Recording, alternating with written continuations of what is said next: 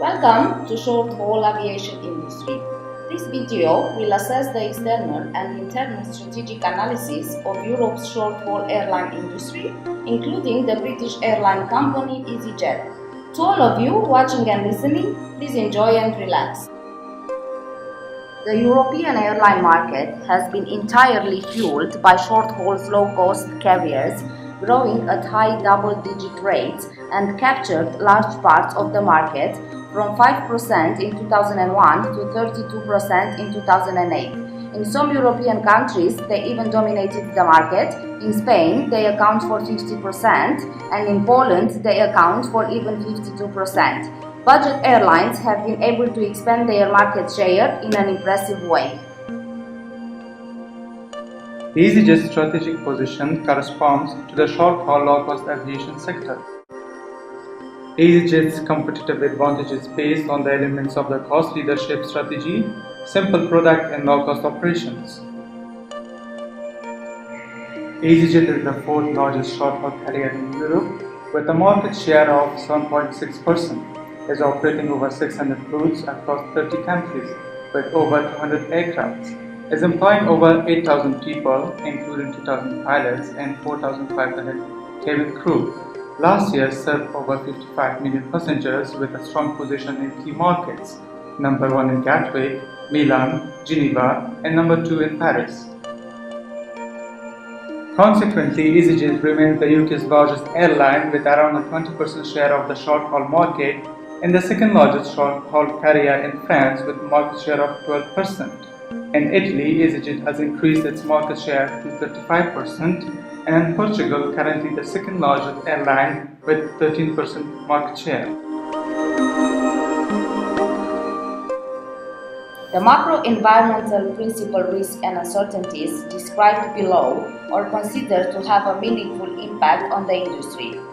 From the economic point of view, there is unknown territory of the economic situation. Demand for the air travel is characterized by very high income elasticity, therefore the airline industry is very dependent on the economy and its trade cycles.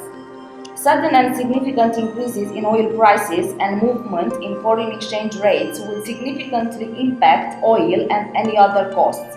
Increases in oil costs have a direct impact on the financial performance.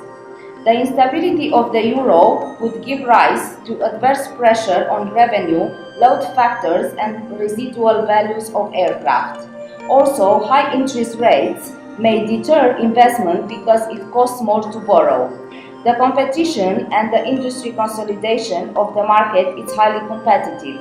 Industry consolidation will affect the competitive environment. This could cause a loss of market share and also an erosion of the revenue. Also, there is still a weak consumer environment where travelers are still keeping an eye on their travel expenses. Political and legal factors or the government tax policies on landing charges in different countries and also higher taxation on short-haul travel, reducing the growth and jobs as the majority of the UK's tourists come from Europe. Most of the airline workforce is unionized. If any industrial actions were taken place, it could impact the ability to maintain flight schedules, reputation, and also financial performance. Last but not least, the conflicts in the Middle East have a strong influence in the oil prices. Technologically, the industry has to keep track of technological developments in the e-commerce field. Adoption of new aircrafts with more efficient engines. Nanotechnology in order to make aviation greener, from quieter planes to the latest aircraft designs to make air travel more sustainable. Environmental or the reductions on CO2 emission to follow the EU regulations. Increased emphasis on sustainable green development initiatives. Reduce, reuse and recycle. Industry responsibility in the climate change, local air quality and noise levels. Forces of nature such as extreme weather conditions, fog, heavy snow or contrails, and also the natural disasters like volcanic ash. Any widespread disruption could adversely affect operations and financial performance. acts of terrorism, threat or attack. Failure to prevent a major security-related threat or attack from other internal or external sources or deal with it effectively will affect reputation, operations, and financial performance. The competitive environment in which short-haul airline industry operates is characterized by a highly intense competition. The airline industry is so saturated that there is hardly space for a newcomer. It is a deregulated industry but also one of the most expensive, so the threat of new entrants is low. The cost involved with switching airplane is decreasing as buyers can easily access the internet to compare and buy air tickets. Customers are highly price sensitive and have a lot of power. The availability of substitution might be with the new developments of high-speed rail networks, which is not cheap. Therefore, the threat of substitution for the moment is low. Nevertheless, there are only two major manufacturers for large commercial aircraft, Airbus and Boeing, so the power of supply is high. As a result, the output of the short-haul aviation industry is an unattractive one.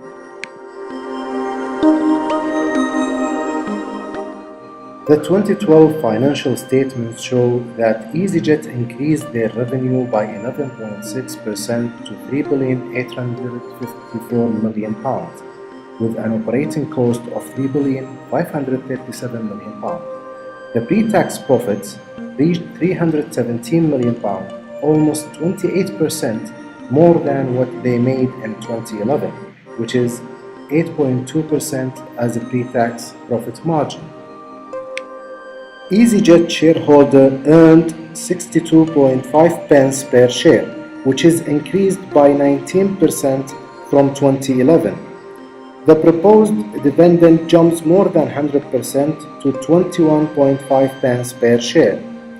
The return on capital employed, including operating lease adjustment, improved by 1.5% to 11.3% in 2012. In line with the prior year, easyJet generated strong operating cash flow in the year principally, driven by growth in forward booking and revenue per seat. Operating cash flow exceeded capital expenditure and ordinary dividend paid, in line with the ambition of self-fund growth and fleet renewal. The internal factors that are favorable to easyJet's business venture are flights to primary airports, offering convenience for business travelers on tight schedules. Fast turnaround times on aircraft planes are ready to take off within 30 minutes from landing, increasing frequency of flights. Strong brand recognition across countries, featured on airline TV series, spreading the name. Effective and targeted advertising campaigns, catchy slogans.